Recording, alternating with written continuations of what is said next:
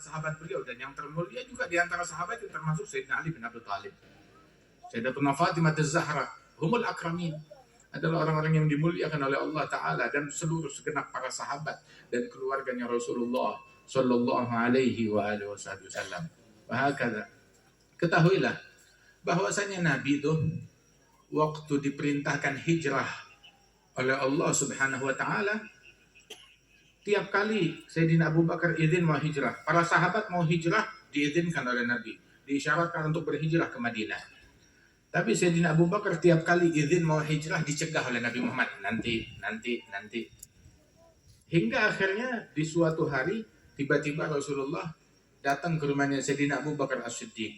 Siti Aisyah bilang, Nabi Muhammad tiap hari datang ke rumah kita, tiap hari datang ke rumah kita. Dan datangnya itu hanya ada jam tertentu, udah waktu yang biasa Rasulullah datang.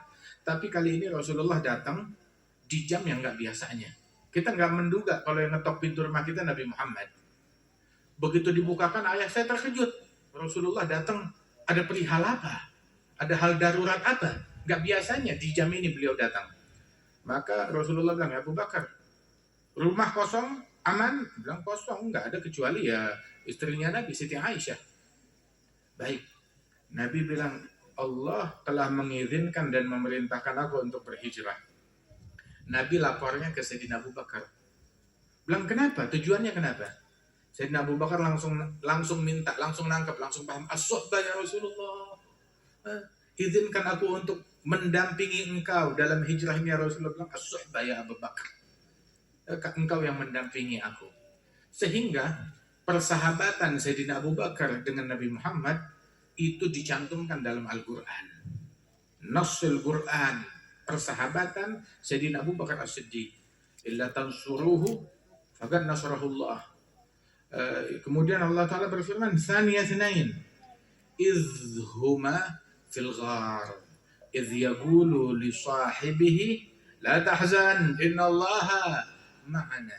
Ketika Rasulullah berkata, ketika mereka berdua ini, Nabi dan Sayyidina Abu Bakar di dalam gua. Terus Nabi Muhammad bilang kepada Sayyidina Abu Bakar, la tahzan, jangan bersedih, jangan khawatir. Innallaha ma'ana, sesungguhnya Allah bersama kita. Sayyidina Abu Bakar khawatir, takut, bukan takut kepada dirinya. Dia bilang, ya Rasulullah, in mutu fana ibn Abi Quhafah. Kalau saya mati, ya saya hanya putranya Abi Quhafah. Matinya saya nggak ngaruh apa-apa. Tetapi saya khawatir kalau engkau yang dibunuh, yang merupakan kekasihnya Allah, Islam ya akan padam dengan demikian. Maka Rasulullah berkata, ma dhannuka bitsnain Allahu thalithuhuma. Ya Abu Bakar, apa prasangkamu tentang dua orang yang ada di dalam gua? Allah menjadi yang ketiga hadir bersama mereka. Aman sudah. Nabi bilang kepada sahabat, ya la tahzan, jangan bersedih, Allah bersama kita. Ini pelajaran buat kita. Nggak jadi masalah kita ditinggal oleh semua orang, diboikot oleh semua orang, dimusuhi oleh semua orang. Asal kita jangan ditinggal oleh Allah. Gugur dari pandangan mata semua orang, tapi jangan gugur dari matanya Allah. Nggak jadi masalah. Ya. Kita kehilangan dunia seisinya, jangan kita kehilangan Allah. Musibah yang sejati kalau kita kehilangan Allah. Itu dikatakan dalam qasidah, kan bilang, idza kunta fi kulli halin ma'i fa'an hamli zadi ana fi ghina. Itu dalam syair disebutkan, apabila engkau senantiasa bersamaku dalam setiap keadaan, ya maka saya nggak perlu repot-repot lagi memikul bekal saya. Kalau saya bersama engkau. Subhanallah. Carilah kebersamaan dengan Allah, kebersamaan dengan Rasulullah SAW. Kebersamaan dengan Allah bagaimana? Ya bersama Nabi Muhammad, bersama sunnahnya, bersama adabnya, bersama sahabatnya, bersama keluarganya, bersama para pewarisnya, bersama sebutannya, bersama sholawat kepadanya. Itu kebersamaan dengan Nabi Muhammad SAW. Bersama para aulia wa salihin, itu bersama Nabi Muhammad. Cari kebersamaan dengan Allah, dengan kita, bersama orang-orang yang dimuliakan oleh Allah, bersama para wali-walinya Allah. Indonesia dipenuhi dengan para aulia wa sholihin. Penuh dengan aulia wa sholihin, tiap tempat, tiap kampung, termasuk di Jatibarang ini. Di kota Tegal ini ya, adalah Habib Muhammad bin Tahir Al-Haddad, dan juga putra beliau ya, Al-Habib Husain bin Muhammad. Masya Allah, para aulia, para sholihin. Belum lagi para wali songo yang bertebaran di Pulau Jawa ini, dan para keturunan mereka, para wali-wali, para ulama, para pewaris Nabi Muhammad. Nabi ada satu orang soleh, dia bermimpi kepada Rasul Sallallahu Alaihi Wasallam. Adalah Imam Abdullah bin Umar bin Yahya. Imam Abdullah bin Umar bin Yahya, seorang ulama besar, adalah guru dan juga sahabat kepada Al-Habib Utsman bin Abdullah bin Yahya, mufti Betawi. Ada Imam Abdullah bin Umar bin Yahya, imam Qudwah azim. Beliau ini beberapa kali datang ke Indonesia, banyak membangun masjid di Pulau Jawa ini, dan beliau pun juga ketika di Indonesia banyak orang yang masuk Islam di tangan beliau. Hingga saat itu Belanda khawatir dengan pengaruh beliau, yang banyak orang-orang yang mengikuti beliau. Subhanallah. Hingga akhirnya beliau nggak lama, beliau pulang lagi ke negerinya di Hadramaut. Ada Imam Abdullah bin Umar bin Yahya, saat dia pergi haji, ziarah kepada Nabi Muhammad, dia bawa ibunya, Syarifah, Ukhtul Habib Abdullah bin Husain bin Tahir. Kemudian ibunya bilang, ya Abdullah bin Umar, udah, saya nggak mau pulang ke Hadramaut. Hadramaut negeri yang kering kerontang, padang pasir, nggak ada apa-apa. Ya, saya mau tetap di Madinah saja bersama Rasulullah di sini, kata ibunya. Ya, Habib Abdullah bin Umar ini dia nggak berani membantah ibunya, nggak pernah bilang tidak kepada ibunya. Tapi dia, saya di Hadramaut punya tugas, punya pesantren, punya murid, mesti ngajar, mesti dakwah, punya tugas tanggung jawab. Tapi dia nggak berani bilang enggak kepada ibunya. Apa yang dia lakukan? Dia ngadep kepada Nabi Muhammad. Datang kepada Rasulullah, tawasul, ya Rasulullah, ibu saya nggak mau pulang. Dia belum mau pindah di sini. Dan saya nggak berani berkata tidak kepada ibu saya. Tiba-tiba, ya sudah, dia cuma ngadu begitu aja. Pulang. Besok harinya, di penginapan, di tempat dia beristirahat, ibunya tiba-tiba bilang, ya Abdullah, ayo siapkan barang-barang. Kita pulang secepatnya. Ini hari atau besok kita pulang ke Hadramaut. Dia bilang, ibu kenapa mau pulang?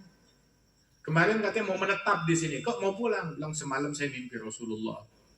Rasulullah bilang kepada saya, kamu pulang ke negerimu, wahai putriku. Pandanganku terhadap kalian di negeri kalian lebih besar daripada pandanganku kepada kalian saat kalian di sini. Sebab kalau kalian di negeri kalian, kalian memikul tugas dakwahnya Nabi Muhammad. Nah, disinilah Pulau Jawa ini, ya, dipenuhi dengan orang-orang yang merupakan tempat pandangannya Nabi Muhammad sallallahu alaihi wasallam. Wa hamalnahum ala dzati alwahin wa dusur tajri bi'ayunina jazaan liman kana kufir. Masya Allah. Itu Allah Ta'ala menyatakan kepada Nabi Musa, walitusna ala aini wa algaitu alaika mahabbatan minni walitusna ala aini. Aku limpahkan kepada engkau mahabbah, cinta dari Allah Subhanahu wa ta'ala, tumbuh dengan asuhannya Allah Subhanahu wa ta'ala. Itu Allah kalau cinta kepada hambanya, Allah kalau cinta kepada seorang hamba, Allah panggil malaikat Jibril. Jibril dipanggil, suruh menghadap kepada Allah. Jibril menghadap kepada Allah. Naam ya Rabb. Allah mau bilang apa kepada Jibril? Ada perihal apa? Hingga malaikat Jibril dipanggil oleh Allah. Ada apa? Kita kalau disuruh menghadap presiden, ada apa? Ada hal penting apa? Dipanggil, ya Jibril, ada apa gerangan? Ya Rabb, na'am, siap, laksanakan perintah apa? Allah Ta'ala, innallaha yuhibbu fulan fahibbah. Allah cuma mau mengatakan, Allah cinta kepada fulan, hambanya, disebut namanya. Maka kamu Jibril, cintai dia. Maka malaikat Jibril mendekatkan diri kepada Allah. Kalau bahasa kita, cari muka kepada Allah dengan mencintai orang yang dicintai oleh Allah. Mendekatkan diri kepada Allah dengan mencintai orang yang dicintai oleh Allah. Beribadat kepada Allah dengan mencintai orang yang dicintai oleh Allah. Kemudian malaikat Jibril memanggil penghuni langit. Ya ahlas sama, ini hadis fil Bukhari, disebutkan fil Bukhari. Ya ahlas sama, innallaha ahabba fulanan fa'ahibbu. Wahai penghuni langit, para malaikat-malaikat dan para nabi-nabi yang arwah mereka di langit, itu dipanggil oleh malaikat Jibril. Sesungguhnya Allah cinta kepada hambanya fulan, maka cintai mereka. Maka malaikat dan juga para penghuni langit langsung mencintai orang tersebut. Mereka langsung mendekatkan diri kepada Allah dengan mencintai orang yang dicintai oleh Allah. Subhanallah. Mereka beribadat kepada Allah dengan mencintai orang yang dicintai oleh Allah Ta'ala. Thumma yudha'u lahul qabul fil ard. Allah Ta'ala berikan qabul di muka bumi untuk orang tersebut. Orang yang malaikat Jibril dan seluruh penghuni langit, mereka mendekatkan diri, yatagarrabun ilallah bimahabbatihi, mendekatkan diri kepada Allah dengan cinta kepada orang ini. Nah, kira-kira kita mau mensifatkan ini orang siapa sih? Mau mensifatkan ini orang ya dengan kata-kata yang bagaimana? Apa yang mau kita katakan? Yang mau kita sebutkan? Profil, kata-kata apa yang bisa kita lukiskan untuk melukiskan sifat orang ini? Orang yang dicintai oleh Allah. Orang yang malaikat Jibril dan seluruh malaikat mendekatkan diri kepada Allah dengan cinta kepada orang tersebut. Bagaimana kita mau memuji orang tersebut? Kita kehabisan kata-kata untuk menyebutkan atau melukiskan atau mensifatkan orang yang semacam ini. Radhiyallahu anhum wa ardahum ajma'in. Nah, kira-kira kalau ada orang yang membenci orang yang semacam itu, kira-kira bagaimana itu di mata Allah Ta'ala? Itu disebutkan di dalam hadis qudsi. Allah Ta'ala menyatakan langsung sebagaimana diceritakan oleh Nabi Muhammad dan diriwayatkan oleh Imam Al-Bukhari, bahwasanya Allah Ta'ala menyatakan, man adali waliyan faqad adzantuhu bil harb. Yang memusuhi satu orang waliku, aku nyatakan perang dengan orang itu. Perang. Maaf ya, orang melakukan maksiat, berzina, tapi nggak ada hadis yang menyebutkan kalau dia diperangi oleh Allah. Nggak ada. Dosa besar, ancamannya neraka, tapi tidak ada ancaman diperangi oleh Allah. Allah menabuh granat, memerangi orang yang melakukan dosa, mau itu perzinaan ataupun minuman keras ataupun dosa-dosa besar lainnya. Dosanya ya besar, tetapi nggak sampai diperangi oleh Allah Ta'ala. Dan ada di antara semua dosa yang pelakunya diperangi oleh Allah cuma dua. Yang satu adalah dosa praktek riba. Renten, riba. Makanya hati-hati ya, daripada praktek riba, apalagi kalau di pinjaman online segala macam, lintah darat dan lain sebagainya dengan akal bulu segala macam. Kita mau mencari solusi di situ, bukan solusi, sial. Bukan solusi, sial yang ada di situ. Waliyadzubillah min dzalik. Gak bakal selesai urusan kamu. Anak saya sakit, pakai tuh duit tambah sakit. Tambah sakit. Saya punya utang, pakai tuh duit, tambah berlipat hutangnya. Nggak bakalan selesai. Dan ini bukan omongan, ini terbukti. Kenapa? Nah, kamu tahu itu dalam Quran, yamhaqullahu riba, yurbis sadaqat. Riba hanya dibikin ludes, jauh dari keberkahan. Dibuat begitu oleh Allah Ta'ala. Adapun kalau kita mau harta lebih, maka bersedekah dan berinfak. Gunakan untuk kebaikan. Pakai harta kita buat bikin acara muharaman semacam ini, pengajian, sholawatan, maulid. Ada orang, kalau hadir pengajian begitu bid'ah. Tapi kalau orang bikin orkesan, dia nggak bilang bid'ah. Dia yang nomor satu keluarin duit. Tapi giliran buat acara seperti ini, dia nggak mau keluar duitnya buat beginian. Begitu, malah dia menjadi bid'ah, syirik, sesat dan lain sebagainya. Dan Nabi aja juga dikatain, apalagi majelis yang semacam ini, biarin aja. Alhamdulillah. Sebab rezekinya orang tuh, rezeki orang beda-beda. Ada yang rezekinya bagus, ada yang rezekinya sial. Begitu juga tuh, rezeki bukan cuma rezeki perut. Ada juga rezeki lidah. Allah yang tidak mau. Waliyadzubillah min dzalik. Alhasil tuh di antara dua dosa yang pelakunya diperangi oleh Allah adalah dosa riba. illam tantahu fa'adzanu biharbim minallahi wa rasulih. Kalau kalian tidak mau berhenti dari praktek riba, makanya dinyatakan perang, umumkan pernyataan perang dari Allah dan Rasulnya. Dan yang kedua, orang yang diperangi oleh Allah adalah man ada li waliyan faqad adantu bil harb. Yang memusuhi satu waliku dinyatakan perang oleh Allah. Satu wali perang.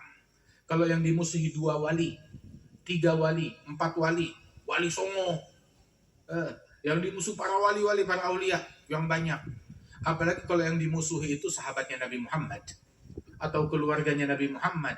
Kalau walinya sahabat Nabi, keluarganya Nabi, tambah sial lagi tuh orang. Itu ketahuilah bahwasanya 70 orang yang magomnya sehebat Imam Junaid nggak bisa mencapai derajat sahabat yang paling rendah. Dan sahabat semuanya mulia dan agung. Sahabat semua mulia. Wali yang paling tinggi nggak bisa mencapai derajat sahabat yang paling rendah. Sahabatnya Rasulullah SAW. Aulia, apalagi kalau udah walinya itu dari kalangan sahabat Nabi atau kalangan keluarganya Rasul SAW, maka sempurna kebinasaan orang tersebut. Terus Syekhna Al-Habib Umar, ketika beliau menyebutkan hadis ini, beliau bilang orang yang diperangi oleh Allah. Orang yang diperangi oleh Allah, dari mana dia dapat ampunan? Dari mana dia bisa dapat rahmat?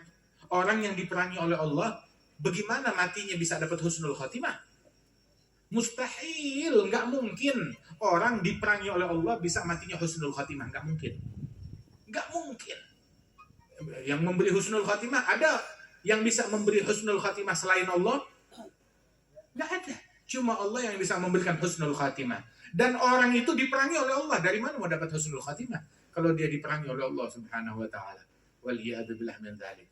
Makanya itu dikatakan oleh Imam Syawaf.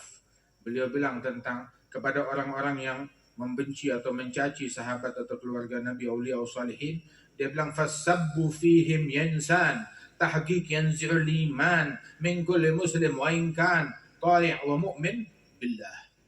Mencaci mereka wahai insan bisa dipastikan akan mencabut iman dari setiap orang Islam. Walaupun dia taat menjalankan nilai-nilai keimanan, kalau benci dan mencaci mereka, sebelum dia mati imannya dicabut duluan. Sebelum nyawa dicabut, iman dicabut, meninggal tanpa iman. Walaupun disolatin 1000 jamaah. Walaupun dikubur di pemakaman muslimin. Walaupun dia bikin acara untuk kematiannya gitu 1000 hari. Na'udzubillah, sial. Kalau dia nggak kembali betul-betul taubat kepada Allah Subhanahu wa ta'ala. Wahakadha. Nah karenanya itu, lagian ajaran siapa sih yang ngajarin benci? Nabi SAW waktu perang di Uhud, sahabatnya banyak yang terbunuh. Lebih dari 70 orang yang mati di Uhud. Kemudian sahabat Nabi bilang, ya Rasulullah, sumpahin musyrikin. Orang-orang memerangi kita.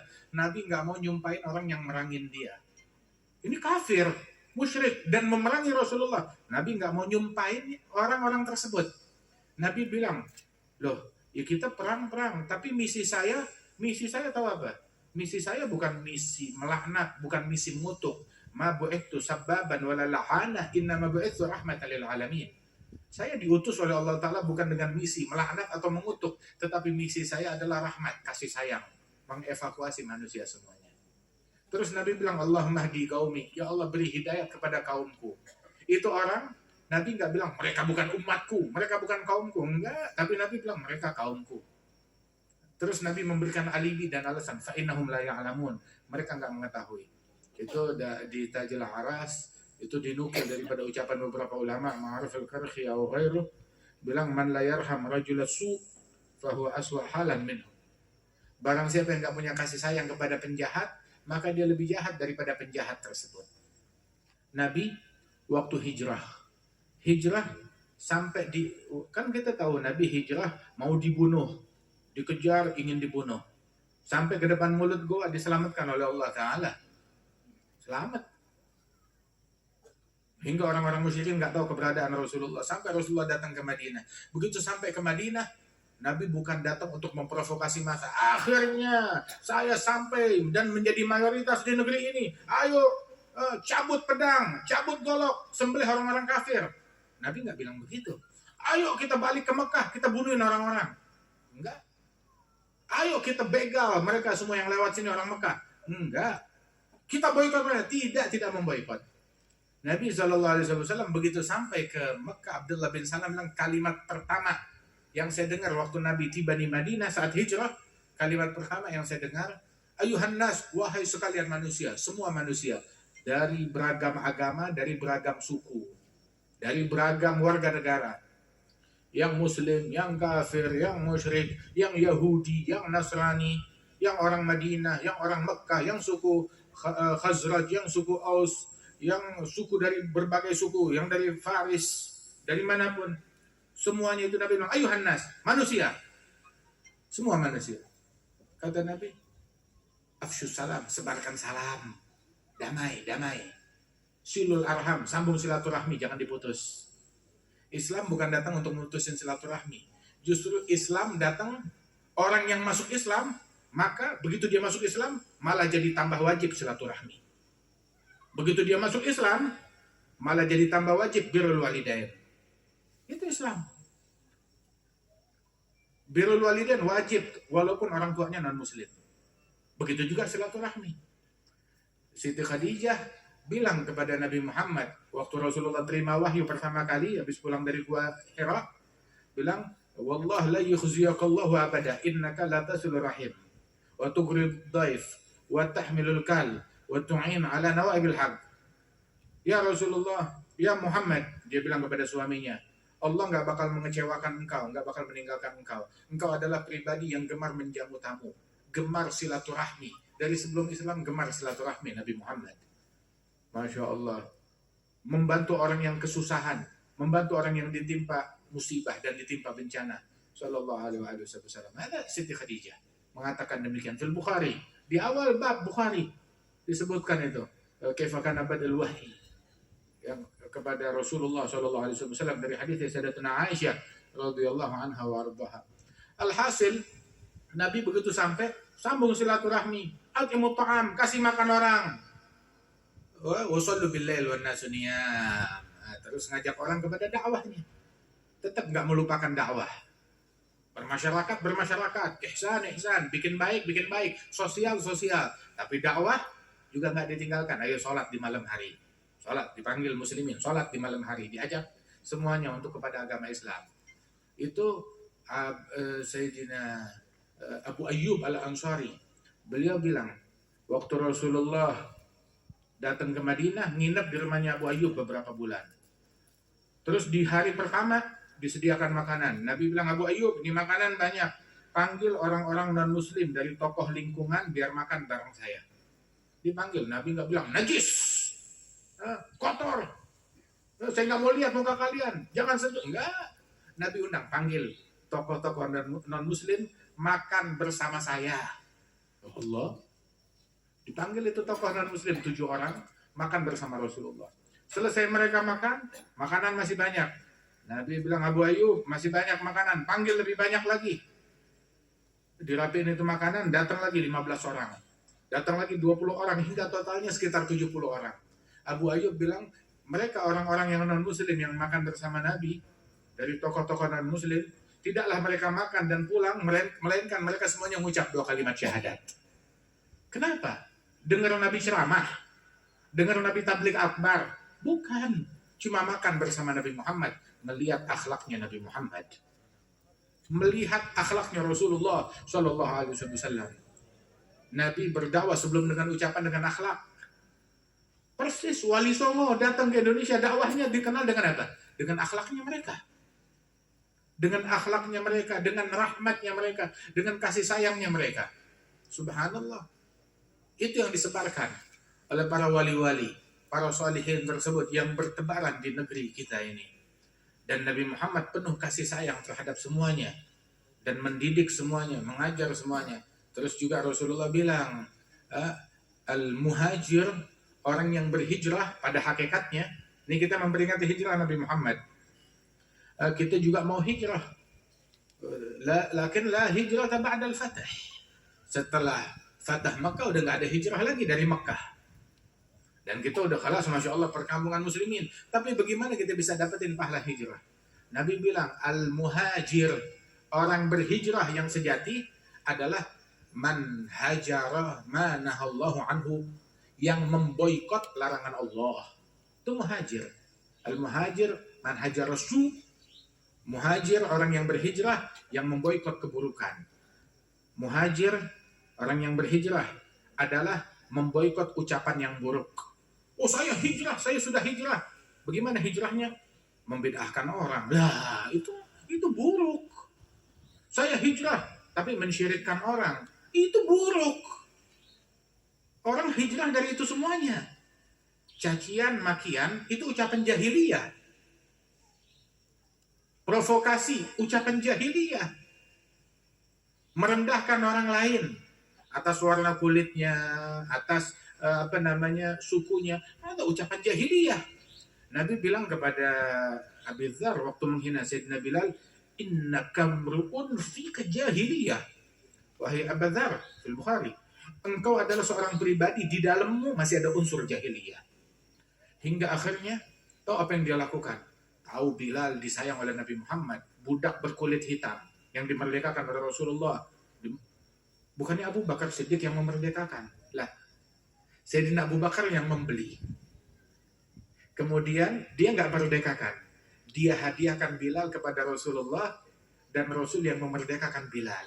Hingga Bilal disebut bukan Maula Abu Bakar, Maula Rasulullah. Orang yang dimerdekakan oleh Rasulullah. Dan Sayyidina Abu Bakar banyak membeli hamba sahaya semacam ini, kemudian dibawa kepada Rasulullah, Rasul yang memerdekakan. Padahal dia bisa memerdekakan sendiri, tapi enggak. Adab kepada Nabi Muhammad, dia mendahulukan dari Nabi Muhammad sallallahu alaihi wasallam. Hatta sebelum hijrah itu orang yang masuk Islam di tangan Sayyidina Abu Bakar itu lebih banyak daripada orang yang masuk Islam di tangan Rasulullah sallallahu alaihi wasallam. Dan Abu Bakar adalah hasanah min hasanat Rasulullah sallallahu alaihi wasallam. Ada Sayyidina Abu Bakar Siddiq radhiyallahu anhu ardahu. Itu Bilal, seorang budak berkulit hitam yang dimerdekakan oleh Rasul sallallahu alaihi wasallam. Maka Abu Dzar tahu di dirinya ini ada penyakit. Penyakit apa penyakitnya? Menganggap rendah Muslim, menganggap rendah orang yang dicintai oleh Rasulullah. Siapa? Nabi menghormati Muslim, mukmin, terus dianggap rendah oleh Abu Dzar. Dia bilang ini penyakit. Apa yang dia lakukan? Saya mau berobat, mau sembuh. Bagaimana berobatnya? Bilang dia taubat dari teguran Nabi Muhammad, dia taubat. Terus dia bilang kepada Bilal, saya udah taubat, maafin saya. Iya, saya maafin, tapi belum selesai. Katanya yang bilang belum selesai bukan Bilal, Abu Dzar yang bilang belum selesai. Saya udah maafin kamu, belum selesai. Habis bagaimana? Saya minta telapak kaki kamu taruh di muka saya. Taruh telapak kaki kamu di muka saya. Sebab di hati saya masih ada merendahkan engkau, menghinakan engkau. Ini mesti diobatin sekalian. Taruh, ini saya baring di tanah, taruh telapak kaki kamu di wajah saya. Biar tahu nafsu saya. Begitu, menghargai, memuliakan sosok Bilal. Masya Allah bin Rabah radhiyallahu anhu. Dia mau berobat, dia mau sembuh. Obatin hati kita. Itu merendahkan Muslim lain tuh dosanya besar. Bihasabim ri'in minasyarr ayahdira akhahul muslim.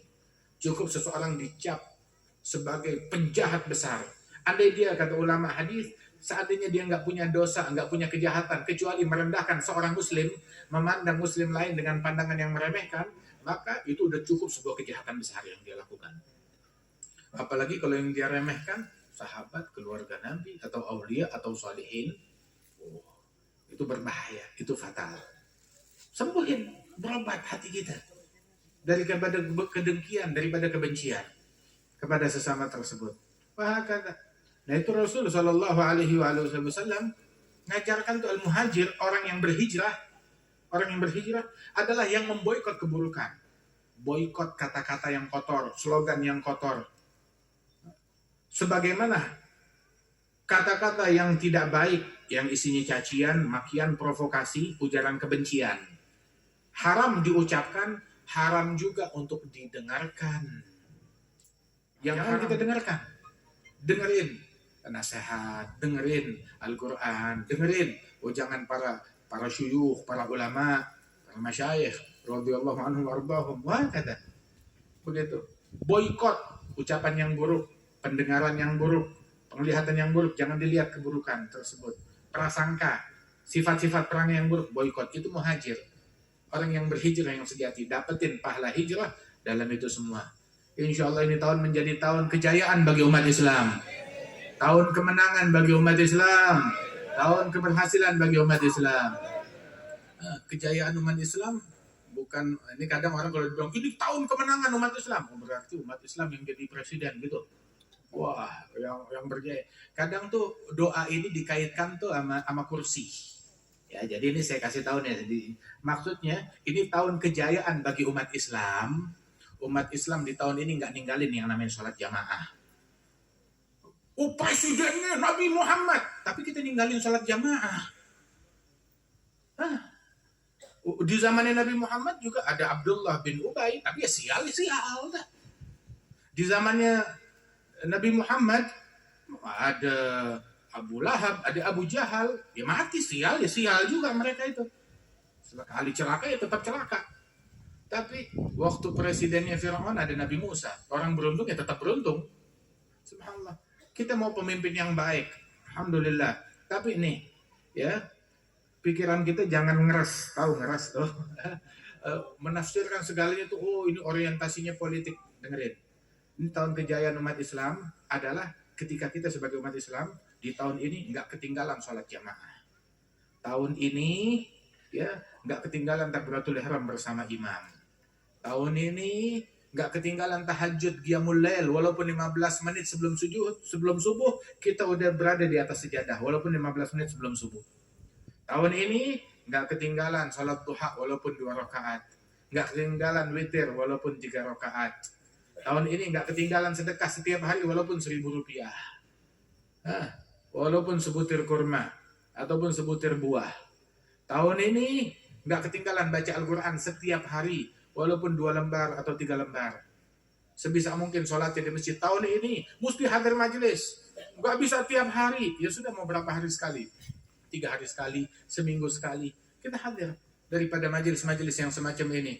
Alhamdulillah, selagi di wilayah kita, di kampung kita banyak orang soleh, banyak para ulama, banyak para masyayikh, ambil kesempatan dengan hadir di majelisnya Syekh Saleh, dengan hadir di majelisnya para ulama, para masyayikh, nikmat dari Allah Subhanahu wa taala. Tahu gak nih kita punya nikmat?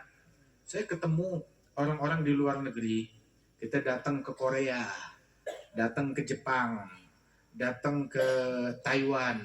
Itu di Taiwan tuh masyarakat Indonesia itu hampir 300.000 jumlahnya. Jumlah mereka sangat banyak. Di Jepang itu 70 ribuan. Yang ada di Korea itu sekitar 150 ribuan. Masyarakat Indonesia yang bekerja di sana. Dan mereka itu merindukan keberadaan majelis yang semacam ini. Rindu, pengen duduk di majelis yang semacam ini. Cuma nggak bisa. Mereka nabung, kumpulkan uang, gitu, datangkan ustadz dari Indonesia, safari dakwah di sana, ya, untuk bisa hadir bersama ustadz-ustadz tersebut. Cuma juga mereka terikat, harus kerja, harus ke pabrik, harus ngantor. Nggak bisa 24 jam. Mereka berharap punya nikmat seperti yang kita punya ini.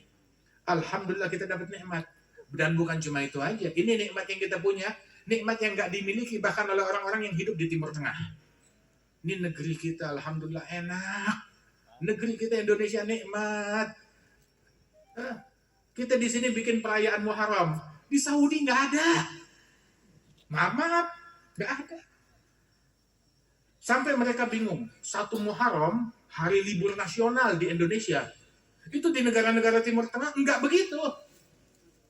Mereka bingung. 1 Muharram libur nasional. Mereka kagum. Indonesia justru sungguh negeri yang sangat cinta kepada agama Islam. Nikmat dari Allah. Alhamdulillah. Dari para ulamanya, para tokohnya, pemerintahnya, kepolisian, TNI. Dukung semua acara ini. Pak Kapolsek hadir. Pak Dan Ramil hadir. Masya Allah. Kemarin juga kita hadir acara. Ada Kapolda juga. Ya.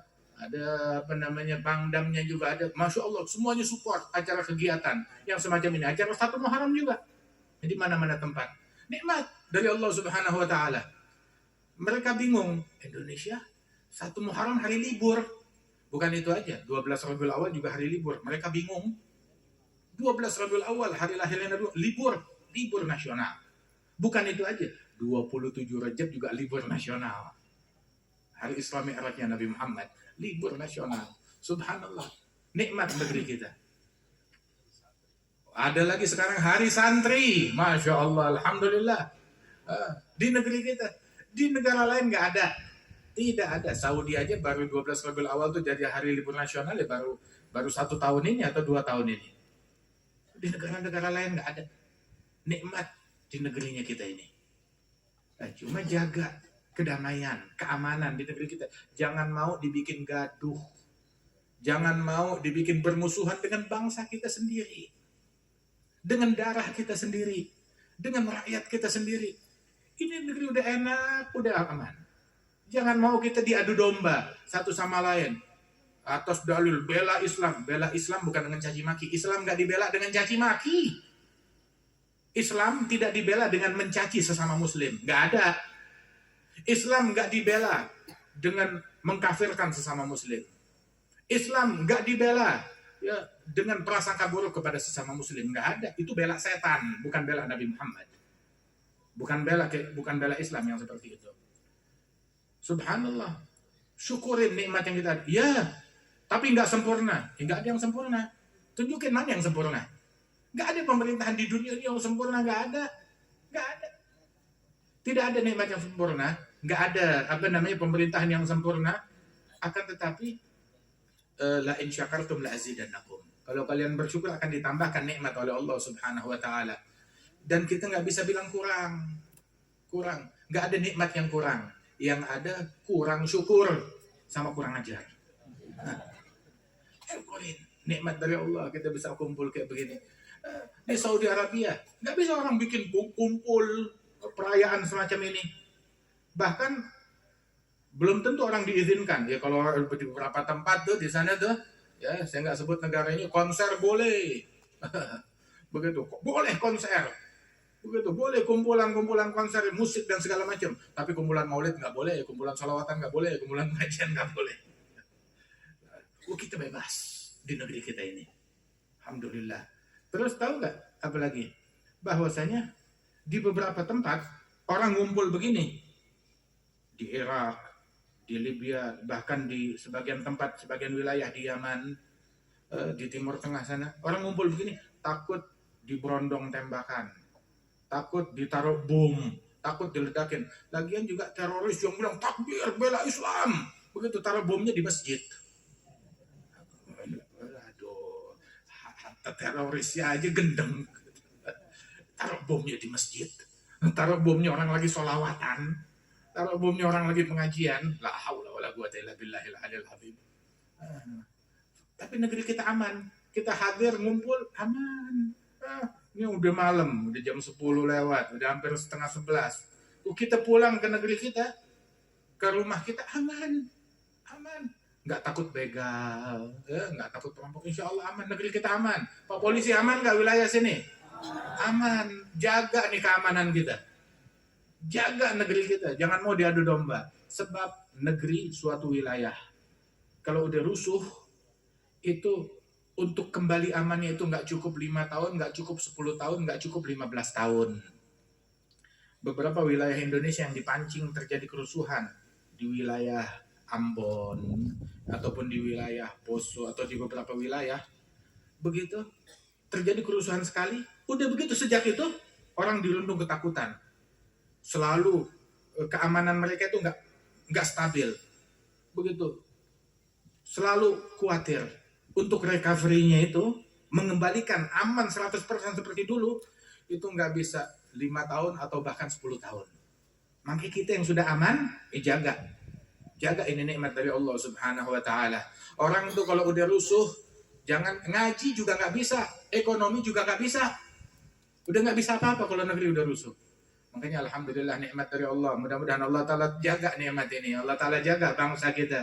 Ya, dijadikan ini tahun-tahun kedamaian, tahun keberkahan, tahun kemakmuran, tahun keamanan, tahun persaudaraan, tahun kesucian hati, dan tahun kejayaan. kejayaan dalam akhlak kita, kejayaan syariatnya Nabi Muhammad di rumah kita, kejayaan dalam adabnya anak-anak kita dan dalam pergaulan mereka. Amin ya rabbal alamin. Insyaallah hajat kita dikabulkan oleh Allah Ta'ala.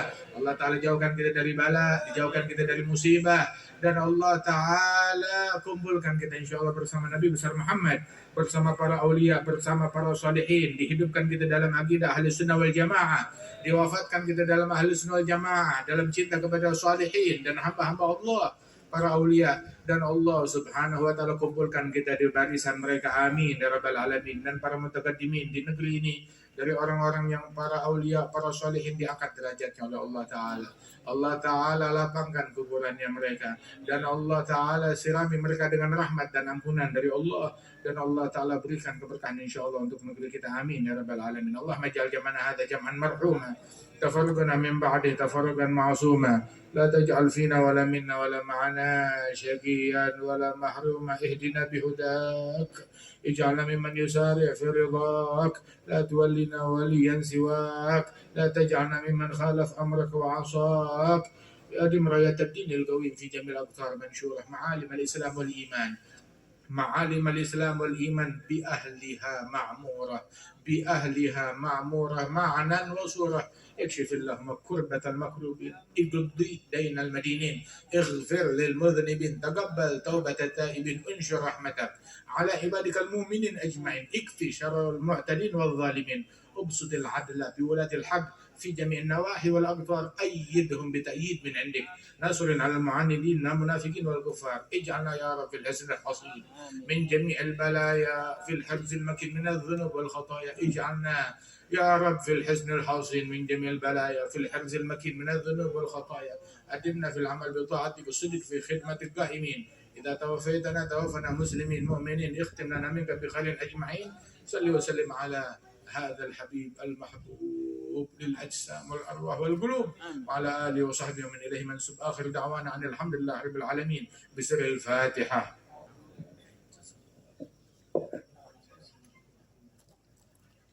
Insyaallah ketemu lagi malam Senin di Baidul Awabin. Insyaallah. Sallu ala Nabi Muhammad. Allahumma shalli alaihi wa sallam.